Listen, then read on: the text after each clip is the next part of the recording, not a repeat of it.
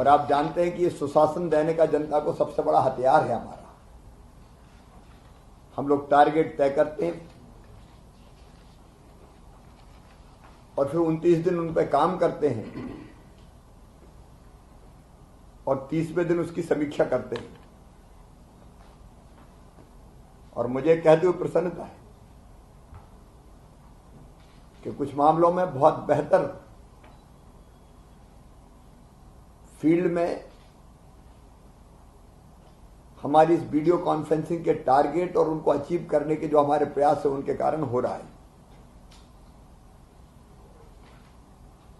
कल मैं इंदौर में था और मैं अत्यंत प्रसन्नता के साथ ये बता रहा हूं कि माफियाओं के खिलाफ जो हमने अभियान चलाया है, इंदौर के प्रशासन ने, कलेक्टर, डीआईजी, कमिश्नर, आईजी, उसका बहुत सकारात्मक उपयोग किया है। जिनको वर्षों से न्याय नहीं मिला था वो गदगद है। कल मैंने उनकी आंखों में खुशी के आंसू देखे। हजारों लोग जिनको वर्षों से प्लाट नहीं मिले थे, केवल एफआईआर नहीं हो रही। एक तो यह कि हमने एफआईआर दर्ज कर ली, बाद में कुछ नहीं हुआ। भूमाफिया भागते फिर रहे हैं और जमीन पर लोगों को प्लाट मिल रहे हैं, कब्जा मिल रहा है। उनकी आंखों की चमक, उनके चेहरे के प्रसन्नता, होंठों की मुस्कुराहट देख के मुझे ये लगा कि अपना सरकार चलाना सार्थक हो गया। मैं इंदौर के प्रशासन को, कमिश्नर, आईजी को भी, विशेषकर कलेक्टर, डीआईजी, मनीष ने भी बहुत अच्छा काम किया है। मैं पूरे जिला प्रशासन की प्रशंसा करता हूं, मुक्त कंठ से प्रशंसा करता हूं। किसी अभियान का सकारात्मक परिणाम जब जमीन पर देखते हैं तो जीवन सार्थक हो जाता है।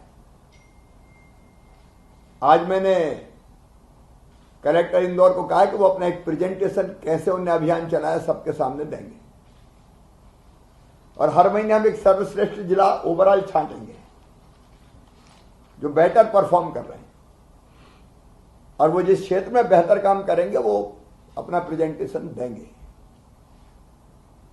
हम बेस्ट प्रैक्टिस भी शेयर करेंगे।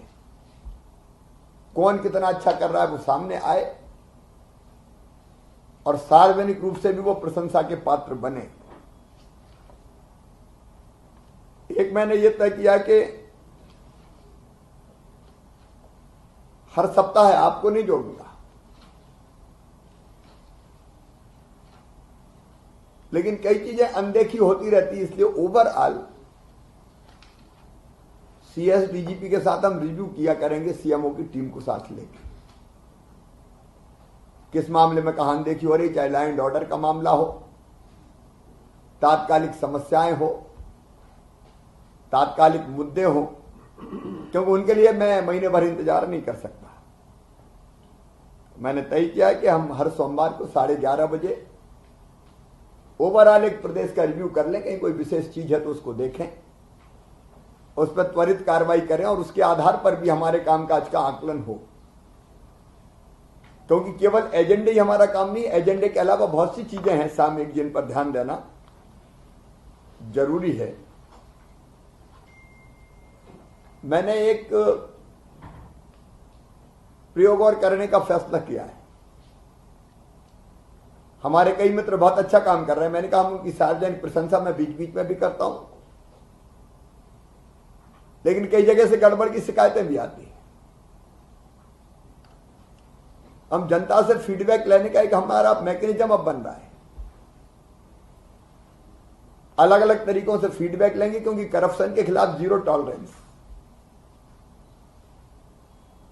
कहीं अगर ये गड़बड़ की शिकायत आई तो मैं छोड़ूंगा नहीं, ये मैंने कहा है। और जो बेहतर करेंगे उनको हम सम्मानित करेंगे। मैं सार्वजनिक रूप से यहां प्रशंसा करूंगा। चाहे करप्शन का मामला हो, कार्यकुशलता का मामला हो, सामान्य प्रशासन हो, कुल मिला के कैसा है, सप्ताह में भी हम देखेंगे।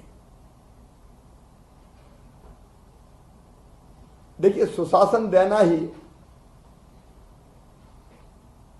हमारा मूल उद्देश्य है और मैं चाहता हूं कि ये सुशासन हम खेलें, मतलब आपस में प्रतिस्पर्धा हो जाए हमें। सुशासन खेले मतलब कौन बेटर देता है सबसे अच्छा, और वो प्रतिस्पर्धा जनता को राहत सहूलियतें प्रदान करेगी, सुविधाएं देगी, परेशानियां कम करेगी और हमारे परफॉर्मेंस को बेटर करेगी। आप जो मेरे सामने बैठे हैं ना, इनको दुर्लभ सौभाग्य मिला है फील्ड में काम करने का।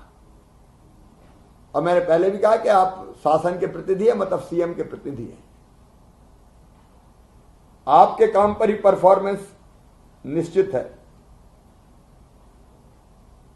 और इसलिए और बेटर हर क्षेत्र में कैसे हो सके उस पर हमें काम करना है। एक मुझे जरूर लगा कि मैं जबलपुर गया तो जबलपुर बहुत स्वच्छ था, साफ था, राष्ट्रपति जी आ रहे थे। मैं हर जिले से कहना चाहता हूं,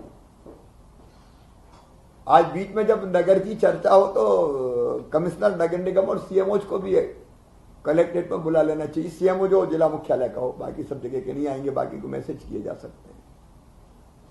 एक तो स्वच्छता वाले मामले में मध्य प्रदेश को नंबर 1 रहना है भाई। सुधार हो रहा है कई शहरों में, लेकिन मुझे जबलपुर में कुछ लोगों ने कहा कि ऐसी सफाई रोज क्यों नहीं हो सकती।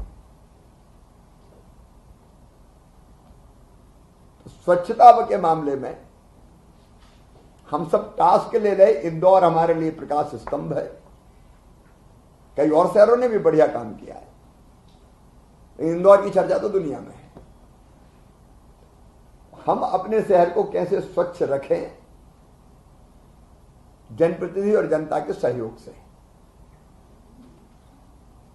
एक और मैं रोज एक पेड़ लगाता हूं। क्या जिले में कोई एक स्थान ऐसा तय किया जा सकता है जहां शहर के नागरिक हो या विशेष अवसर हो तो कोई जाके पेड़ लगा दे? आप लोग सोचे, अपने जिले में कम से कम एक जिला स्थान की बात कर रहा हूं मैं, और कहीं की नहीं कर रहा। लेकिन उस दिन मेरा जन्मदिन था 5 मार्च को, बड़ी तादाद में पेड़ लगे। पर्यावरण बचाने का काम अपने आप होता रहता है। तो मैं तो कहूंगा कलेक्टर एसपी का जन्मदिन है, वो भी रोपे आते, और कोई वरिष्ठ विशिष्ट व्यक्ति है वो रोप सकता है कि स्थान तय हो जाए।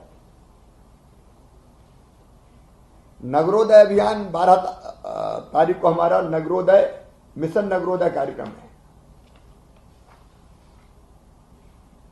कार्यक्रम आप सबके पास पहुंच गया होगा।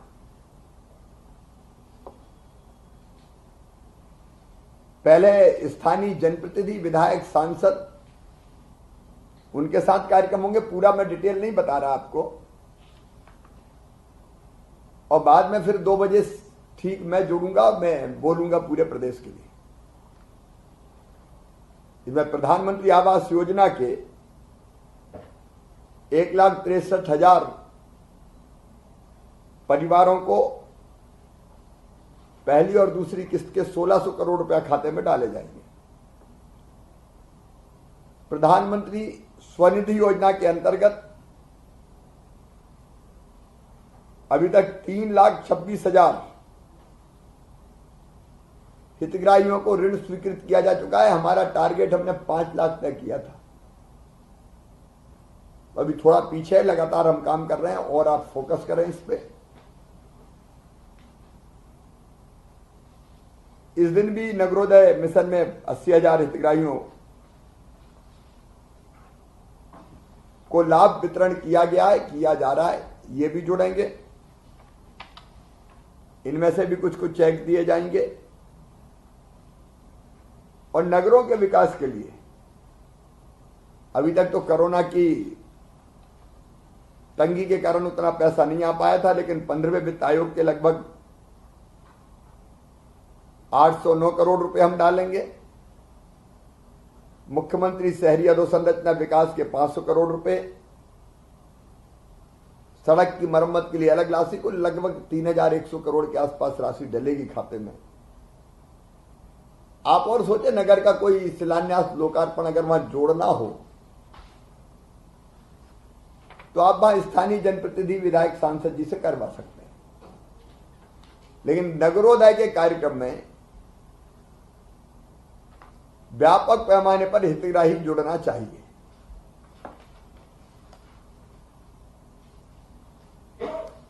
कमिश्नर नगर निगम सीएमओज के साथ मिलके उस कार्यक्रम को बहुत बेहतर करें, क्योंकि मेरा संदेश भी सबको जाएगा। शहरी क्षेत्रों में जो सेल्फ हेल्प ग्रुप बन रहा है उनको भी जोड़ा जा सकता है। और आप देख लीजिए किन किन योजनाओं के पात्र हितग्राही वहां शहरी जोड़े जा सकते हैं, लाडली लक्ष्मी परिवार भी जोड़े जा सकते हैं। तो ये कार्यक्रम बहुत व्यवस्थित हो, इसकी व्यवस्था करें। बाकी हमारा एक जिला एक उत्पाद और विशेषकर आज जब हम चर्चा करेंगे मातृ मृत्यु दर पर, उस समय चर्चा के समय करेंगे, उस पर हमें फोकस करना है कम करने के लिए। आकांक्षी जो जिले हैं हमारे, वो बेहतर प्रदर्शन करें। अगली बार उनकी भी समीक्षा करेंगे, जब एजेंडा में बताऊंगा तो उस पर आएंगे। और गर्मियों में जलाभिषेक अभियान चलाना है।